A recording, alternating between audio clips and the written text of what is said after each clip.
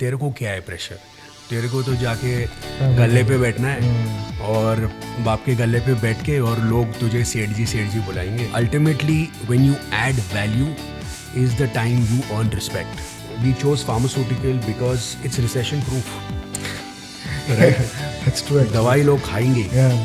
So recession proof, and also with that recession proof, it's bound by a lot of regulation. And we realize wherever there is regulation, there is loyalty. Somewhere down the 5 years, is IPO part of the plan? Yes, it is part of the plan, because packaging is not very well represented in the Indian stock market. If the pharmaceutical industry in the country is $60 billion, the counterfeit industry is almost $25-30 billion. And something which has really helped me, and I recommend that to every entrepreneur, please play a sport. Find your niche, master it, that no one can touch you. Progress is more important than perfection, right? Perfection is the biggest myth there is, right? It slows you down considerably in life.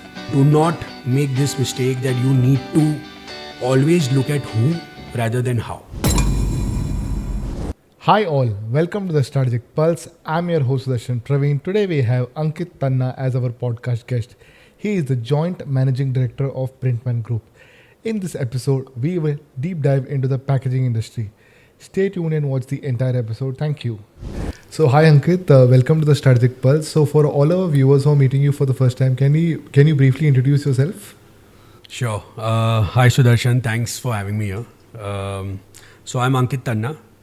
I am a sports enthusiast. Okay. I'm an avid reader, a family man, a continuous learner, and a die-hard Manchester United fan.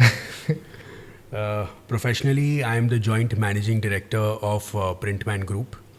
Printmann Group is a 38-year young, sustainable packaging company. We serve the pharmaceutical, food, FMCG companies globally. On 11th September 2025, I finished 15 years at Printmann. So I'm a second-gen entrepreneur.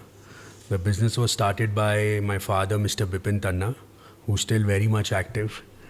And it is driven by my brother, by me, and 500 plus Printmannites who are trying to take this legacy forward. Wow. So yeah, that's about me and what I do.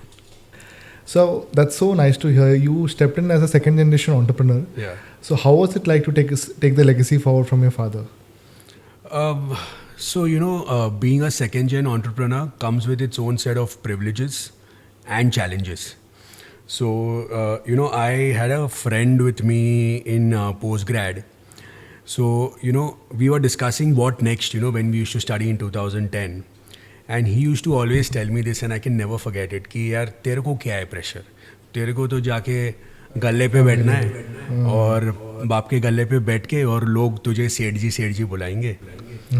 Well, let me break the bubble. The reality is far from there. So when I joined Printmann, I started under my HOD finance, right? So, as Benjamin Hardy says, that we need to get a worm's eye view before we get a bird's eye view, right? So you get a worm's eye view only when you work under someone, and when you are there working under someone, you observe the age-old systems, you see how you can make it modern, how you can sort of modernize them as per the systems which are required, and ultimately how you can autopilot them, right? So I did all of that when I worked under my HOD finance. Ultimately, when you add value is the time you earn respect, right? So when you add value, you command respect, and not that, guys, I'm the boss's son and come on, everyone has to respect me. So I think that was a very important part of the second gen entrepreneurship journey which I started. I started working under my HODs, being part of the culture, and ultimately my message was very clear in the way I was, behaving and my attitude, that I'm here to continue this legacy forward and build brand Printman with all of you. So that helped me command respect and, rather than demand it, and that's helped me in my journey in my entrepreneurship. And what were the challenges of inheriting a family business? See, there are always challenges. I mean, in challenges in terms of the archaic ways of doing things and resistance to change. When you try to make too many changes too early in a family business, I think that's where things can fall apart. I think what you need to let them know is that what you're doing is brilliant, but there is a better and faster way to do it, so that, probably you can go home faster, you can spend more time with your family, and probably you'll need lesser people, on your head. So when you try to make these small changes, you try to bring in technology, I think that's when things start moving in the right direction. So challenges per se, they were of having patience, which I didn't have at that time. So then you build the patience naturally. And I did not have access to my father. It sounds very counterintuitive, but he said, this guy is your boss, not me. You can't just walk into my cabin complaining about things not happening and all. Deal with it. So I think that was a big challenge for me. But looking back now, if that would have not been there, I would have been still very privileged. So I think that learning was an amazing learning for me. Wow. In fact, even our previous podcast guest, Harshil Gala, he also mentioned something on similar lines, that he also had to in fact start from the bottom, and it took him, I think, almost 11 years plus to become the CEO of Navneet. So I think even I respect and understand that, because I think that's when you have hands-on ground experience, I think that's how you learn. No, absolutely. And I think there is no two ways about having grounds-on experience. I think that's the time when you understand the core of the business. Right. And like you mentioned earlier, you're a Manchester United fan. So is that why you studied at Manchester University? Oh my God. I mean, if my father hears this, he's going to be very upset, but that is not the reason. So I think there is a small story to this. So, in the year 2000, when I was like 13 years old, my brother was 19. My father sat us down and said, listen, I want to grow this business. Are you all interested in it? So we both said yes, and that is the time the plan was chalked out. So my brother, he will do the technical bit of the printing side, and I will be into finance. So I knew at the age of 13 what my part was. So then I followed that part, and that led, after my graduation in HR college, I then said which are the top 10 universities in UK, because I wanted to go to UK and not US because of 1 year. And Manchester was number 3. So byproduct of that was, yes, I got to see a couple of matches, but that was definitely not the reason. I think Manchester Business School is one of the top-notch universities at that time and even today. So that was the reason, why I chose Manchester Business School. And it gives you global exposure, right? So I mean, in terms of global exposure, it teaches you so many things, that way. Would you like to share like how that global exposure helped you take decisions in your business? Yeah, sure. I mean, see, global exposure helps you in two aspects. One is personally and the other is professionally.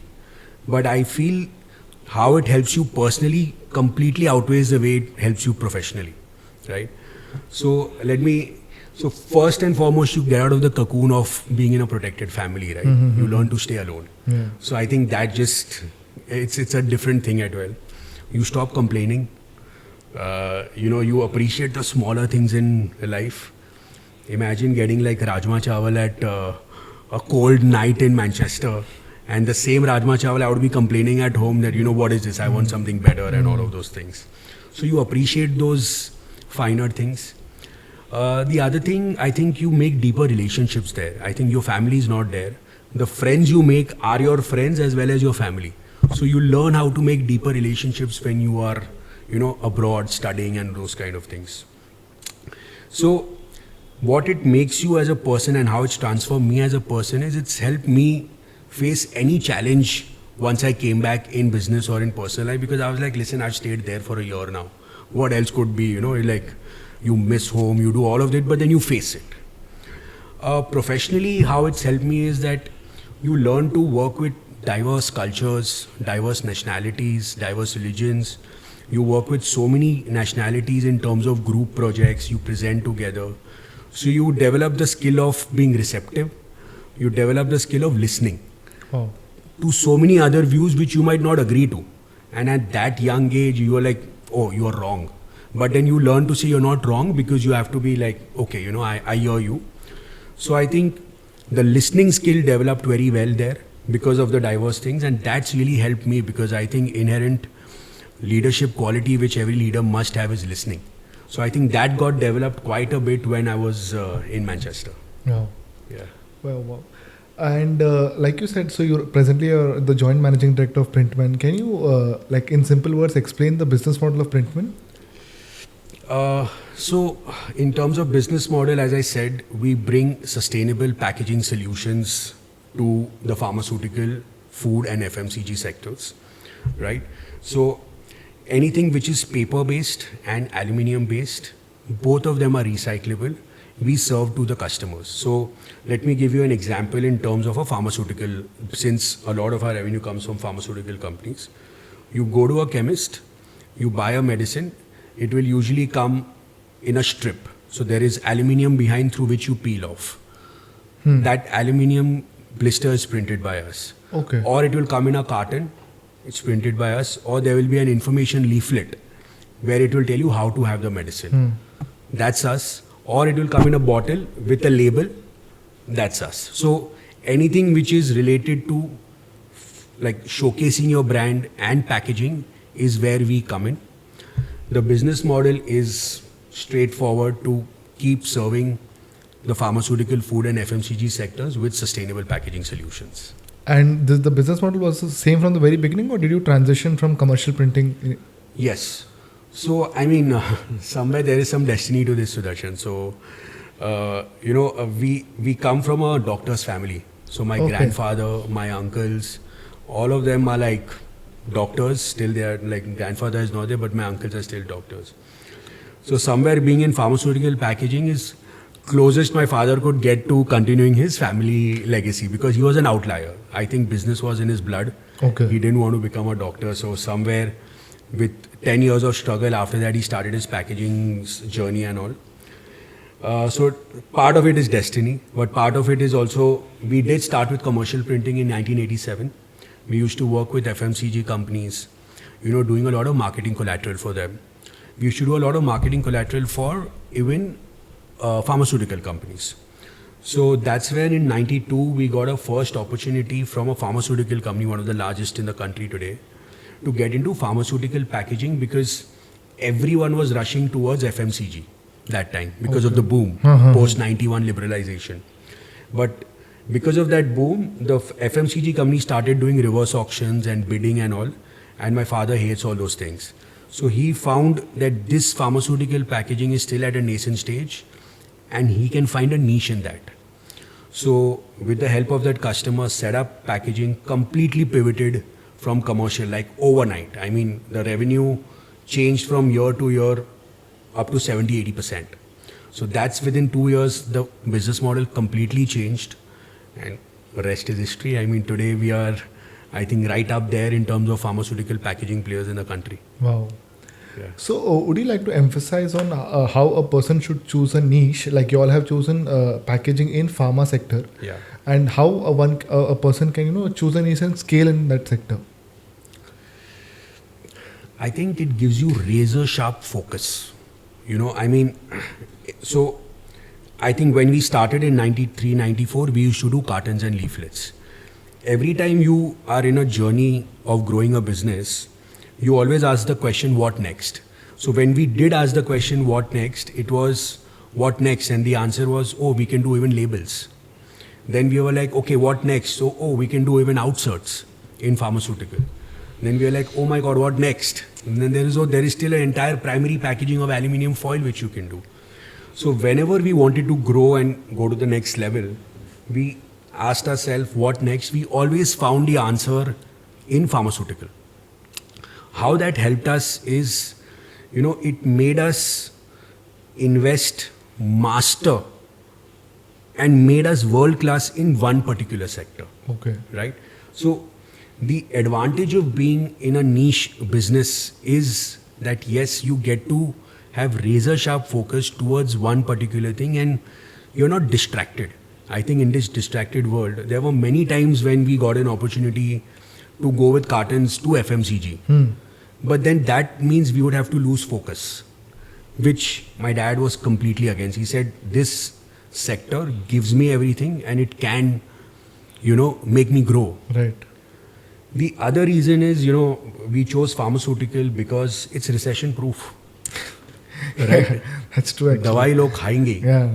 So recession proof, and also with that recession proof, it's bound by a lot of regulation. And we realize wherever there is regulation, there is loyalty. So pharma customers are one of the most loyal customers because they are also bound by regulation. Okay. Right?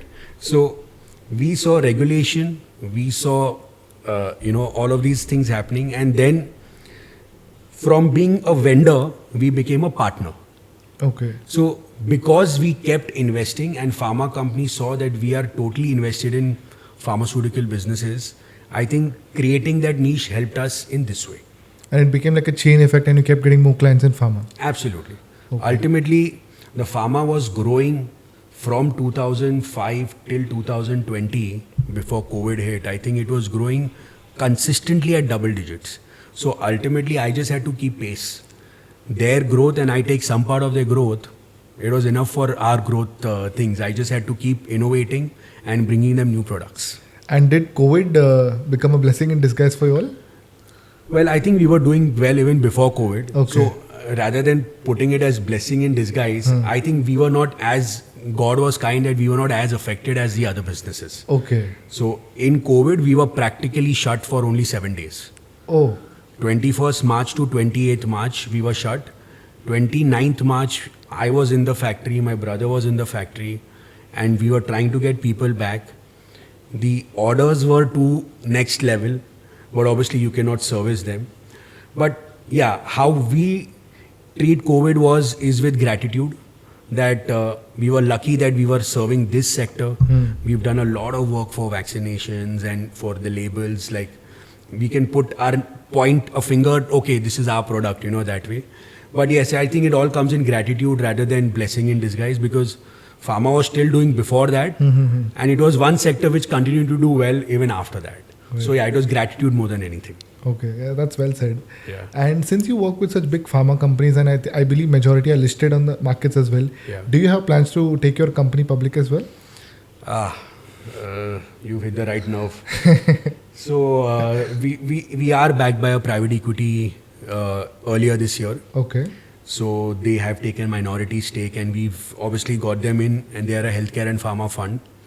So when you talk about them backing you, obviously there is plans for us to grow exponentially in the next 5 years. Somewhere down the 5 years, is IPO part of the plan? Yes, it is part of the plan because packaging is not very well represented in the Indian stock markets. So there is potential for a player like us to be listed. Are we thinking about it now? No. We are thinking about executing our strategy, what we've built. But we aren't thinking IPO, we aren't thinking all those things currently. Maybe 2 years down the line, when we reach that scale, we will start thinking a little bit. But it is part of the macro plan? Yes, it is. Yeah, so when I was researching about Printmann, I saw about Printmann 2.0. Yeah. So do you want to further elaborate on that? Well, Printmann 2.0 is, you sit, the three of us are sitting and one of like, yaar, abhi kuch bada karna hai. It's like one of those, COVID ho gaya hai, abhi kuch bada karna hai type of a feeling. So I think we wanted to become larger. We wanted to be more inclusive in terms of the ecosystem. So that's where the term Printmann 2.0 came in. So what is Printmann 2.0? Printmann 2.0 is about 3 to 4 things of the challenges which we have set ourselves up for.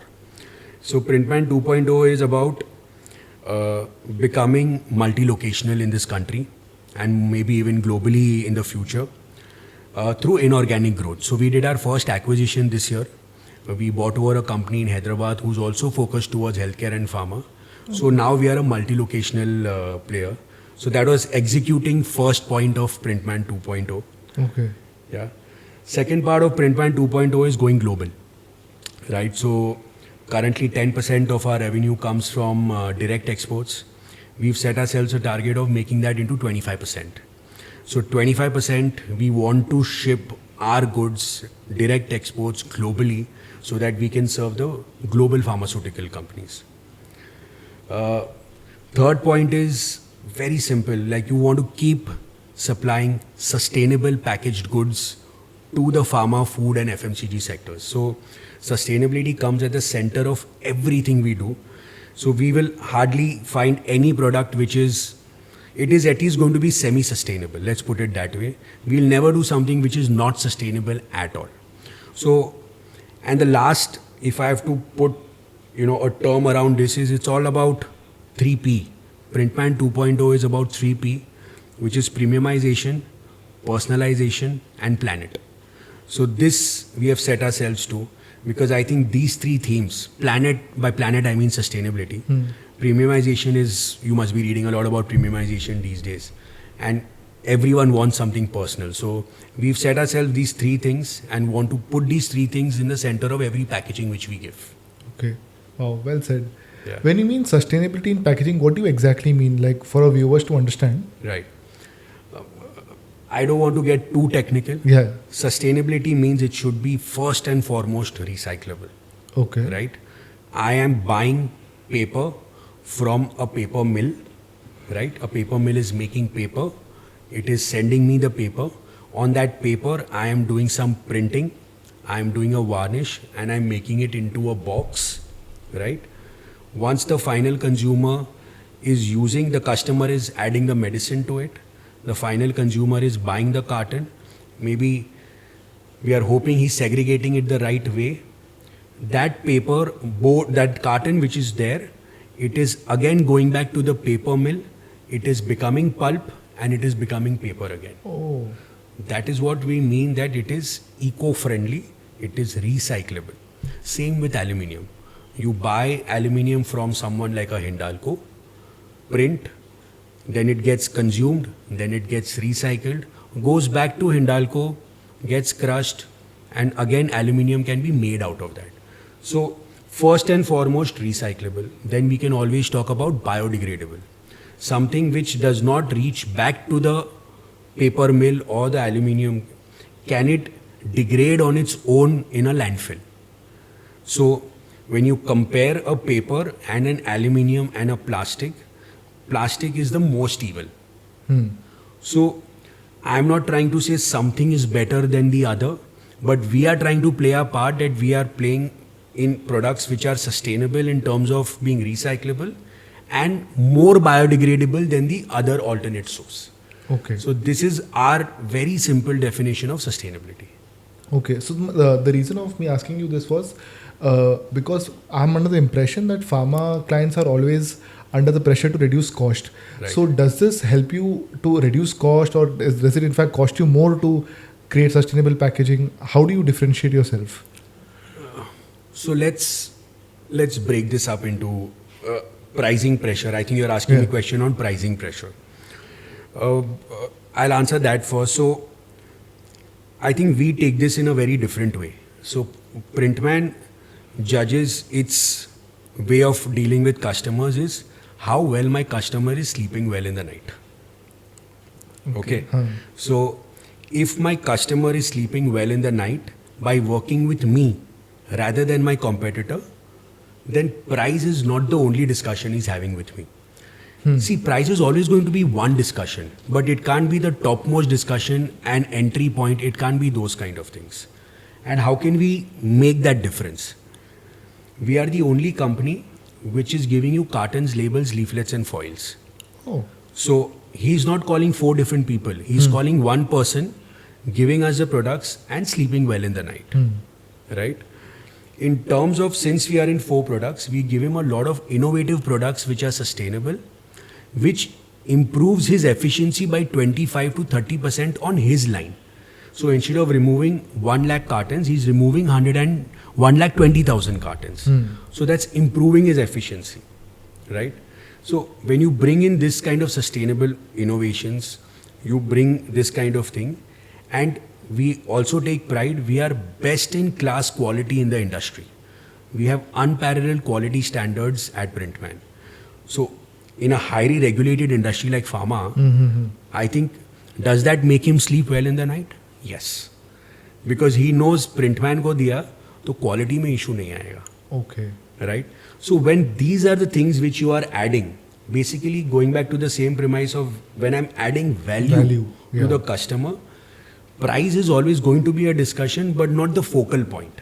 Okay. So you have to be competitive, but then he starts treating you as a strategic cog in your entire chain rather than vendor hai, price squeeze karo or maan lo is not the attitude. Okay, that's nice to hear actually. Yeah. So I think sort of answers both your questions. Sustainability does help. Yeah.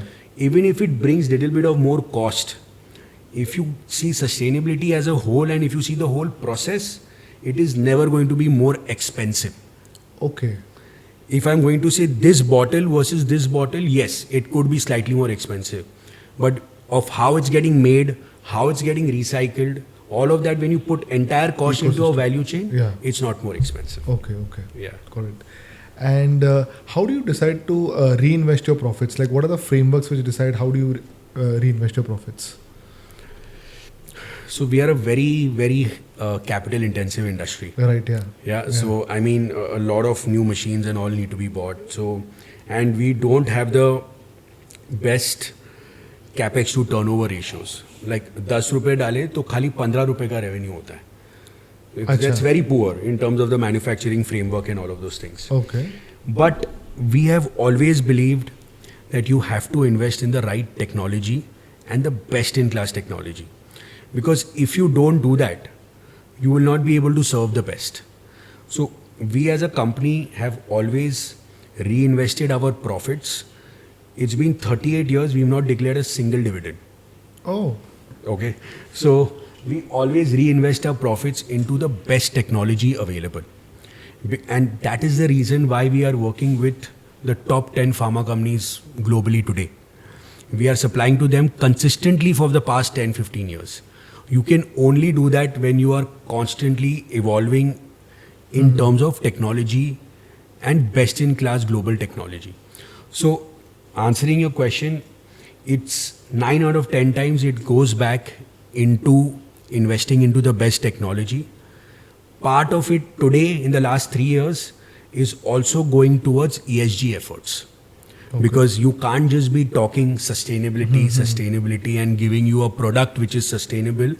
Ultimately it's recyclable and all. But we are trying to make our factory sustainable, trying to create eco-friendly sort of practices within which are sustainable. So you are creating a culture of sustainability, and part of it goes into R&D. R&D, when I mean R&D, it's about inventing new products, new ways of packaging medicines. So usually our profits goes into new technology, ESG efforts and R&D. And can you share in your experience, some technological investment which you have made which has helped Printmann, get exponential growth? So as I said, I think investing in new technology is just part of our culture. Like we have the machine guys lining up, sir, this is made for Printmann. And we usually would think about it that yes, we would want to invest in it. So there have been many incidences in the past 20-25 years where Printmann has got first of its kind machine in India, first of its kind machine in Asia. We've got so many inspection machines, and when you do a costing of a particular product, there is no inspection charges. So when you invest in inspection, it's always intangible ROI. Okay. So when they know, again it goes back to, can this help my customer sleep better? Right? So in terms of we investing in technology, it always comes with a thing that we will keep investing in the best technology, and that will give us ROI in some way, intangible and intangibles in the future. But technology wise, you can see our history, first of its kind, lot of machines we've bought, and that has made us what we are sort of today. And I'm just curious, how much do these machineries usually cost? Oh my God. Wrong nerve now. But they go from 4-5 crores all the way to 14-15 crores. Okay. This is the kind of investment. But also these are German engineering. It's like buying a Beamer, like a Mercedes sort of a thing. The life of this is usually 15 years, 20 years. Oh, okay. Yeah. So probably after, I mean, 12, 15 years, if I have to sell the machine, I'll still get a very good value for it. Okay. Yeah, yeah. And how are the profit margins in the packaging industry, just for our viewers to understand? Well, we work at a 25-30% GP levels, Okay. and the average industry standards would be around 13 to 16% EBITDA margins that way. And does this change based on the sector? Because you're focusing more on pharma, but It would be slightly more in pharma. okay. It would be but pharma does not have volumes. FMCG has volumes, so it's a choice which you make. Okay. So pharma, for example, will have a 10 mg, 20 mg, 50 mg, 100 mg. For a packaging company, that's 4 different SKUs. Whereas an FMCG will have Fair and Lovely 2 crore cartons. वो छापते रहो अच्छा. ऐसे. But then the margins are lesser. हाँ. Here we are adding value. We are, being more precise in terms of colors and those kind of things. So margins are slightly better. But then I'm talking about the range of profit margins in this business that way. Okay. Yeah. And I also, when I was researching about your company, I read about Tecobox. Yeah. So would you like to elaborate on that? Well, Tecobox is going to be a game changer in the Indian market. Tecobox is a easiest counterfeit solution available globally, and it's made by an Italian company called IGB. We have tied up with IGB in India and trying to give our pharmaceutical customers. So if the pharmaceutical industry in the country is $60 billion, the counterfeit industry is almost $25-30 billion. This is the amount of counterfeiting happening in this country, right? Okay. And we believe packaging can play a big role in this, right? So Tecobox is about a one-time use carton. For example, I wish I had the thing, I'll probably send it to you. Yeah. It's basically, once the medicine is packed inside the carton and you open a flap, there is an entire thing which tears. So people know it is counterfeited. Oh. Means it's open, so you cannot repack it in any way. Okay. And it takes a simple YouTube video on social media channels to make the consumer understand that you cannot, this medicine, if you see it this way, please don't have it. So we are in a lot of talks with our existing customers. We are targeting the top 10 counterfeited drugs in this country and trying to go to them and present to them that this is going to solve your problem. It's taking time. We've had not too much success, but I think we are grinders, so we have to keep going, because the number which brings of the counterfeit medicine is much more than what they are going to pay slightly more to me in terms of packaging, because packaging is not more than 5 to 6% of the total cost. Right. Whereas counterfeiting means you are losing 100 rupees because someone is not buying the entire medicine. Right. Yeah. That way. So I also wanted to ask you, how important are patents in your line of business? That's a good question. I mean, my customers are not very happy when I get patents to them because they like to have risk mitigation. But Printmann does hold a packaging patent. We are one of the very few companies in this country who has a packaging patent, which is towards the dermatology products. Product innovation is very important. To patent it, we need to see whether there is scale in that product. So we see that scale, but every product which you innovate and then you put an IP to it, there is a cost added to it. Now, whenever there is a cost added to it, my customers are not happy because they are not looking for expensive products. They are looking for same range-based products, but then I also have to add my innovation cost, R&D cost and all of those things.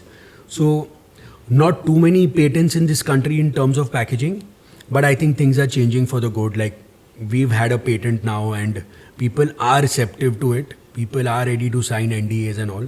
So they are important in terms of protecting your technology, because unfortunately in our country, for every one person to follow the law, there are 5 who want to break the law. And then you need to have a very massive legal team to then see who's breaking the law and all of those things. So there is no conscious still in this country in terms of नहीं नहीं यार इसने मेहनत की है तो रहने दो नहीं करना है. There is always how do we find a better donkey. So till that attitude is going to change, I think it's going to be difficult. But I think we will continue to innovate. I mean, IP हुआ नहीं हुआ. We have 3 people, including my dad. They are constantly innovating new products. I think that's the way to go about it. Not care what other people are doing. If you keep innovating, you'll always be ahead of the line. Wow. And you also mentioned earlier that you are planning to take Printmann to global stages. Yeah. So how is it doing business here versus abroad, and what are the opportunities and risks? So yeah, I mean that's a good question. I mean, so Printmann 2.0 talks about going global, right? Yeah. So we've been participating in a lot of international exhibitions in the last 4 years. See, when you do something new, it's always exciting, right? Like you get to learn about newer markets, newer needs, newer ways of doing business. It also grounds you. In India, I am Printmann. But when I go abroad, when I go to Europe, we're like, who's Printmann? So it grounds you that you're no one there, right? But I think I have 2 lessons which I have learned in this whole thing of going global and all, you know. I think first is you need to be extremely patient, right? You need to be patient and you need to be consistent. What I mean by that is that it's going to take time. If you lose patience and you are not consistently showing that I am ready to invest in this market. For example, when we are exhibiting in Europe, we've taken a 5-year contract with them that we will exhibit in Europe for 5 years. I cannot say it cost me so much to go to Europe, I didn't get any business, I will not go next year. They are seeing whether you're going to come again. They are seeing whether you're invested in the market. So being patient and being consistent. The second lesson which we've learned is that it takes a lot of time to gain trust and change the mindset of the people. When we go to Europe, we go to US, I think India is seen as a place from where you get things which are cheap. You don't envision India as a place from where you can get things of high quality. Right? Agreed, yeah. Whereas in pharma, that is a given. You have to have quality as number one. Right. So that gaining trust of the customer is taking time, but I think somewhere we found some success there. We are telling them our certifications talk for themselves. We working with a Novartis in India gives confidence to a Novartis in Europe and US. Okay, you know what? They must be having standards. So having patience, being consistent, and to realize that it takes time to gain trust. These are the lessons which we are learning as we are going in this journey of going global. But it's very exciting. It's very exciting. I think we'll keep going and someday we will crack it. Okay. Yeah. How big is the packaging industry in India and like globally? Like India, a ballpark figure. India 70 billion. Okay. Growing at double-digit CAGR last 5 to 6 years. Will continue to grow at double-digit in the next 5 to 6 years till 2030. Globally, close to $1 trillion. Okay. Yeah. But I think another thing which we need to keep in mind and another stat which we need to keep in mind even for you and for the audience is very important is the per capita packaging consumption. The per capita packaging consumption in India is 16 kgs. So each one of us the amount of consumption happening to the population is 16 kgs. In developing countries like China, Brazil, Russia, it is 45 to 50 kgs. Okay. In developed countries like Germany, US, UK and all, it is close to 67 to 75 kgs. So if you want to know the potential of packaging in this country, from 16 kgs, it can go up to even the China level of 50 kgs into the number of people in this country. That's massive. Massive. Wow. Massive. And how does pharma packaging matter to the end consumer? Like you must be mostly working with B2B, right? Right. So for the end consumer, how does the packaging matter? Let's give you an example. Yeah. Yeah. I walk into a chemist, right? Say I've been given the medicine in hand or in a plastic bag or in a brown bag, right?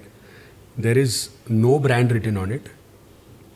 There is no expiry date written on it. You don't know whether it is safe or no. You don't know whether it's the right medicine given to you. Will you have it? No. No. That's the power of packaging. And what about sustainable packaging for the end consumer? So I mean, that is the power of packaging. I mean, what the pharma companies are doing is creating a product, creating the medicine. Yeah. Whereas packaging is giving it the brand which it is. Brand. Okay. And ultimately, you, me, and everyone is trusting a Crocin, is not trusting a general paracetamol. So, packaging is giving that product a particular brand. Now, in terms of sustainability, I'll be very honest with you. Sustainability at the consumer level, the penetration is still very low. Because medicine is such a necessity that I'm not going to make a decision depending on the sustainability angle at the point of sale. But if the companies are going to avoid sustainability, there will be a time when I will start choosing something else because of their sustainability efforts.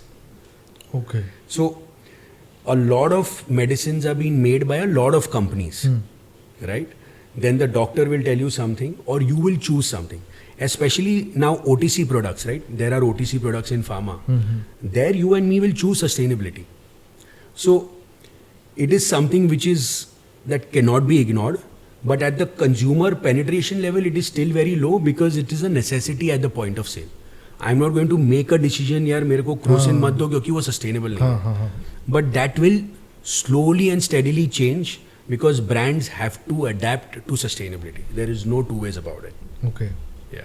And also recently the government announced a lot of GST rate cuts and changes. Yeah. Does that help your business? Well, I get into an inverted duty structure and also let's not talk about that. Okay. But it does help the final consumer. Okay. Yeah, it does help the final consumer because, you know, medicines is something which will always remain a politically strong matter. So having cheaper medicines, affordable medicines is always going to be a matter of politics in developing, underdeveloped, developed nation, wherever you go. So I think affordability is very relative. If India's affordability increases, medicine prices can increase. But we see it very differently. We see it like in, not in relative terms, but we see it, अरे यार दवाई बहुत महंगी हो गई. हाँ, absolute एकदम हाँ. But आपका भी तो इनकम बढ़ रहा है, GDP तो भी बढ़ रहा है. So it's the way you look at it, and I think then obviously politically it is portrayed in a completely different way. But what is being given as cheap is the very general medicines, Okay. right? Otherwise, medicines, insurance policies and all are there is deeper penetration on health insurance policies in the country. Once you have those policies, people will buy better medicines. When people will buy better medicines, there will be better regulation. Whenever there is better regulation, there will be more packaging. Because if I don't give the right packaging to a medicine, before it reaches the consumer, it will get contaminated. So more and more regulation will bring in more and more packaging, which is good for the final consumer. Right. Yeah. It's actually packaging plays a very important role. Yeah, it does. It does. So there is also now a like conversation going on about work-life balance. Yeah. But you being an entrepreneur and running a family business, is there ever a switch off mode, or you're always thinking about what to do next? It depends on who you're going to ask in my family, but see, it's very difficult to switch off. Let me be honest with you, especially to where we are, where you want to scale, you want to grow on this legacy, you have plans to become big and probably do an IPO in the future. It does become difficult to switch off. But then you face burnout, right? Yeah. So I faced burnout couple of times. Okay. Yeah. So you just then want to like जो होगा देखा जाएगा 2 दिन का break चाहिए times. So that those kind of things don't happen again. I've realized it the hard way. This all used to happen pre-pandemic. Post-pandemic, there were simple rules. Once you come home, you have to switch off. You spend time with family. Okay. I have kids. I spend time with them. I play games with them. And something which has really helped me, and I recommend that to every entrepreneur, please play a sport. Oh. If you play a sport for that 1 hour or 2 hours, you are totally focusing on how I'm going to win this game, Yeah. right? You're not going to think even 1 minute about your work. So I think that has really helped me. You play cricket or you play pickleball or you go for a game of tennis or table tennis or whatever it is. Play a sport, and that also gives you a learning in terms of being that laser sharp focus and how you can implement that in your business. But yeah, I mean, to switch off, very simple. Don't get it home, and probably just play a sport if possible. Wow. Yeah, good suggestions actually. Yeah. Yeah. And have you got any advice from your father about business which also holds true as of now and relevant, which you can probably share with our viewers? That will take another hour. Are you okay with that? Probably a shortened version. Oh, there are too many learnings from my father. I mean, he's my mentor. But let me tell you 3-4 things which have really created a big impact, in my life. The first being, in the initial 2 to 3 years, when you are joining a family business, and I'll keep that focus to family business, is, you keep your eyes and ears open and your mouth shut. He used to tell me this in Gujarati, but I'll avoid that. So keep your eyes and ears open and your mouth shut. This gives you the power to observe, listen, and absorb, right? So you keep observing what is happening. You keep listening to people rather than your view is not important in the first 2-3 years because you don't have experience. तो उससे अच्छा कम बोलो. So basically you observe, you listen to how meetings are held, how they are getting conducted, how my father is doing things. So he always said before every meeting and every day in the morning he told me, eyes and ears open, mouth shut. So that's something which I take till today. Wherever required, don't talk. Whenever it's not required, don't talk. Just listen and observe and absorb, right? Second, he said, never ever compromise on quality. So at work, in life, whatever, don't compromise on quality because it takes years to build trust. But it can take a day to break it. Yeah. And it only gets broken when quality is compromised. Right? So, I mean, this is something which stays with me. Third being, which I've already discussed, start from the bottom. Don't try to go and sit on a chair where you're going to start making decisions. Start at the bottom, work under your HODs, learn from them, grind, sit for hours. You will not believe it, but my first 1.5 year, I was paid hourly. My first pay in my own organization was 100 rupees an hour. Oh. Then I renegotiated that to 150 rupees per hour. So he taught me that you need to sit in office to listen and to observe.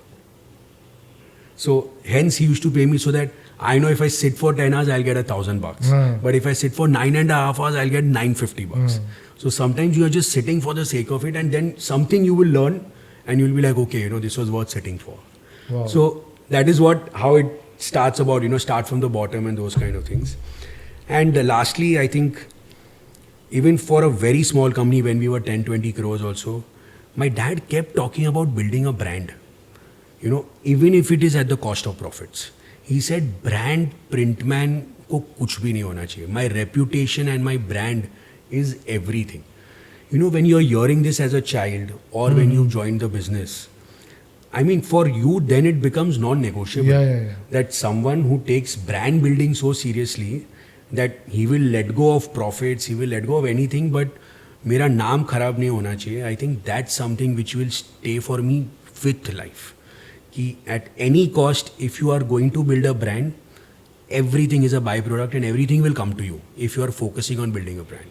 Wow. So yeah, these are 3 to 4 learnings which they stay with me and they've had a big impact on my life. Wow. In fact, even while I was hearing it, Yeah. I was taking it like a live lesson from you. Yeah. No, So- wonderful. And from your journey, would you like to give any piece of advice to any aspiring entrepreneur starting in a competitive industry? Yeah, I mean, see, from my experiences, I can say that when you're trying to make something big, stay patient and stay humble. It takes time to build something big. I think something which we all lack today is we don't have the patience. We want to become big very fast. I'll invest here, I will I'll become this. For you, it might be I'll do 1,000 episodes.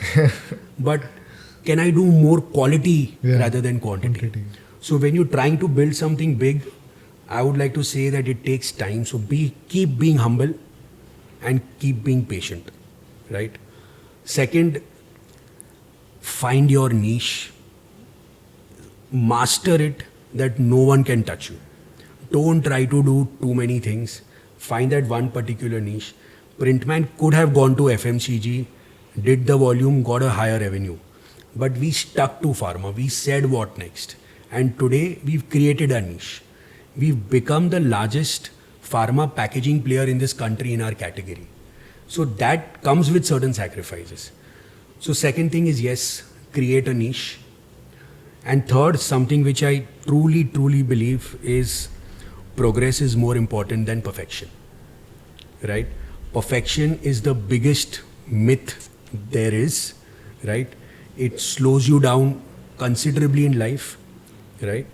Progress helps you fail fast, learn faster, and keep progressing, right? 1% better every day is much better than trying to achieve 100% on day 1 or day 10. So I keep telling this to whoever I meet, including myself. I keep reaffirming it to myself as well, that progress is more important than perfection. Wow. So these 2-3 things is what create your niche, progress more important than perfection, and be patient and be humble to make something big.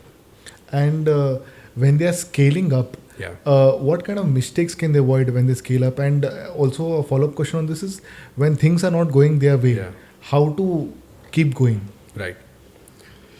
So I think first and foremost is that you need to have a right idea and a right product, right? So like you have said, there is a gap in this industry and this is what I need to focus on because there is a gap. So you found your market or you found your product or you found your idea.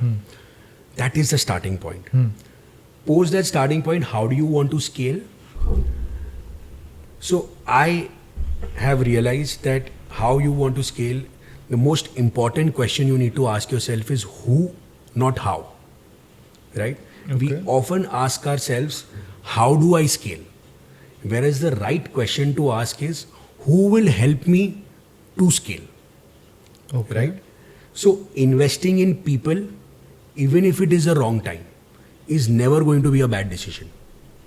So I wish I had learned this earlier because, you know, today, again, I'm going to give your example. How am I going to make this into 1,000 episodes or whatever your dream is?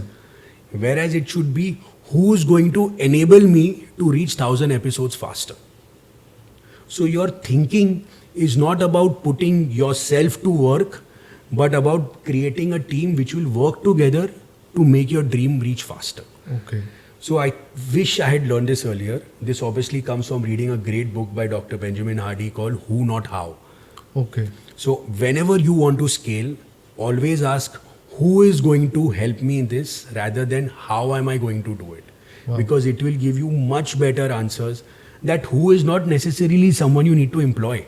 Who is something could be as easy as getting a mentor on board or getting someone from the industry, going, meeting him, learning so that you can scale faster. So I think if you have to ask me in one line, do not make this mistake that you need to always look at who rather than how. And when things are going wrong, the same advice applies here. when things are going wrong, you would want to go and talk to people, understand that what went wrong and what could have been done. And hence I'm saying when you try to answer how, you will make more mistakes because you want to do it on your own and keep your costs down. Whereas when you're asking the question who, it's all automatically getting more experience which you are lacking as a young entrepreneur. Wow. Yeah. So this is what I like to say to people who are starting off, because and I wish I had known this 10 years earlier. I would have probably had a different way of functioning, but it's never too late. It's never too late, and hopefully our viewers can pick this up immediately when they're I starting hope their to. business. I hope. So we have some fact versus myth Sure. questions for you. You Sure. can just tell us if it's a fact or a myth. Sure. Automation will take away jobs in packaging. It's a myth. Automation in any industry will always shift jobs. It will never replace jobs. The skill set has to change, not the person. If the person is ready to upgrade his skill, his job will never go. So automation will always shift jobs. It will never replace jobs. Okay. Family businesses can't scale like professionally run companies. Look at the top 3 businesses in India. Ambani, Adani, Tata, all are families, right? All are professionally run. So that's a complete myth. Pharma packaging is just about compliance, not innovation. It's a myth because compliance changes every month. If you do not have innovation backing it, you will not be able to catch up with compliance. So they have to work hand in hand. Okay. The packaging industry doesn't require much tech innovation. That's the joke of the day. Because ultimately, imagine having a crokin instead of a crocin. You will not buy it, right? So that's where technology plays a part. You need to have best in class technology in packaging. Print is dying. Never. Print is not going to die ever. There will always be that feeling of holding, you have a paper in front of you. Why aren't you using a laptop?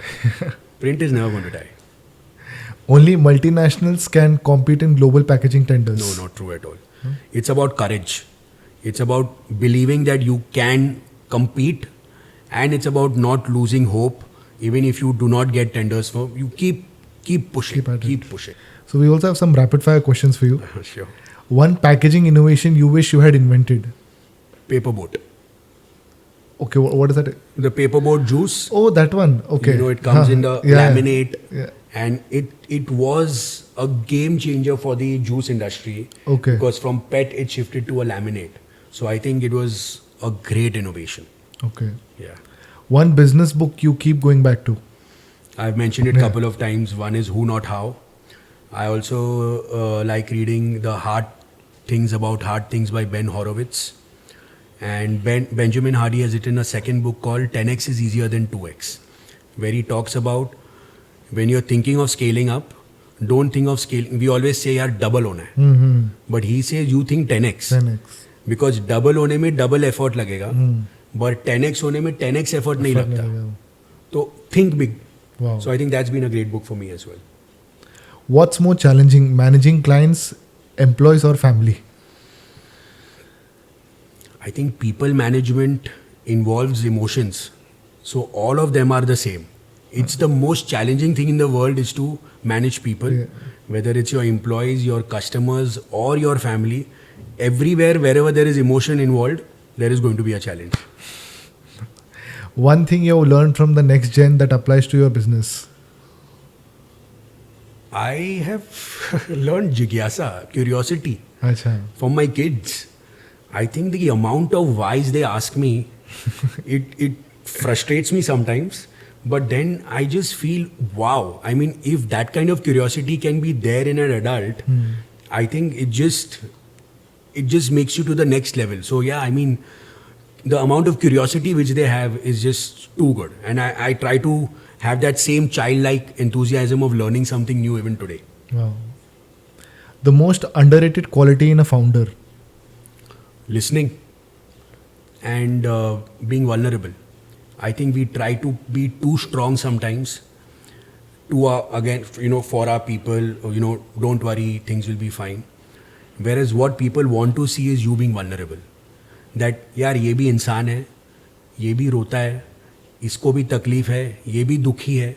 Then they'll be like, चलो यार, इसके साथ आगे बढ़ते हैं. Whereas what we try to do is, everything is okay, then our people will always feel everything is okay. Whereas I like sharing whenever things are not okay. I love sharing it. So being vulnerable to them, sharing what things are not going right, I think makes them part of this building this legacy.